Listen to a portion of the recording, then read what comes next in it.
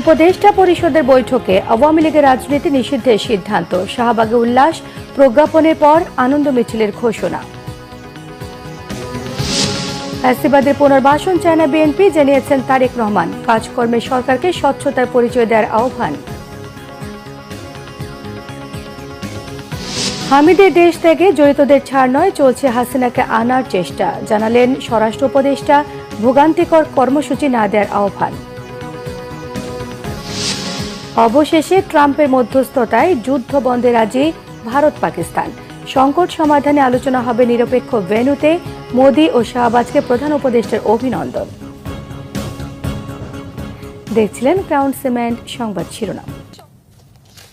অন্তর্বর্তী সরকারের উপদেষ্টা পরিষদের বৈঠকে আওয়ামী লীগের যাবতীয় কার্যক্রম নিষিদ্ধ করার সিদ্ধান্ত নেওয়া হয়েছে।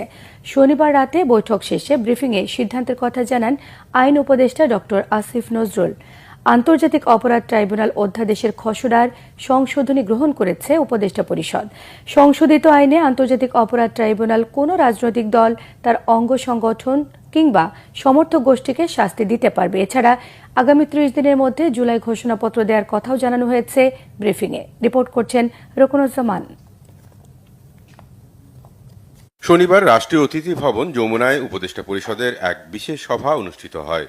সভায় আন্তর্জাতিক অপরাধ ট্রাইব্যুনালে বাংলাদেশ আওয়ামী লীগ ও তার নেতাকর্মীদের বিচার সম্পন্ন না হওয়া পর্যন্ত দেশের নিরাপত্তা ও সার্বভৌমত্ব রক্ষা, জুলাই আন্দোলনের নেতাকর্মীদের নিরাপত্তা এবং আন্তর্জাতিক অপরাধ ট্রাইব্যুনালের বন্দী ও সাক্ষীদের সুরক্ষার জন্য সন্ত্রাস বিরোধী আইনের অধীনে সাইবার স্পেস সহ আওয়ামী লীগের সব ধরনের কার্যক্রম নিষিদ্ধ করার সিদ্ধান্ত হয়। সভা শেষে রাষ্ট্রীয় অতিথি ভবন যমুনার বাইরে সংবাদ সম্মেলনে এই সিদ্ধান্তের কথা জানান আইন উপদেষ্টা ডক্টর আসিফ নজরুল। উপদেষ্টা পরিষদের বৈঠকে আন্তর্জাতিক অপরাধ ট্রাইব্যুনালে বাংলাদেশের আওয়ামী লীগ ও তার নেতাদের বিচার কার্য সম্পন্ন না হওয়া পর্যন্ত দেশের নিরাপত্তা ও সার্বভৌমত্ব রক্ষা, জুলাই আন্দোলনের নেতাকর্মীদের নিরাপত্তা এবং আন্তর্জাতিক অপরাধ ট্রাইব্যুনালের বাদী ও সাক্ষীদের সুরক্ষার জন্য সন্ত্রাস বিরোধী আইনের অধীনে সাইবার স্পেস সহ আওয়ামী লীগের যাবতীয় কার্যক্রম নিষিদ্ধ করার সিদ্ধান্ত গ্রহণ করা হয়েছে। এই বিষয়ে প্রয়োজনীয় পরিপত্র পরবর্তী কর্মদিবসে জারি করা হবে। এছাড়া আন্তর্জাতিক অপরাধ ট্রাইব্যুনালের আইনে বেশ কিছু সংশোধনী অনুমোদিত হয় উপদেষ্টা পরিষদের বৈঠকে।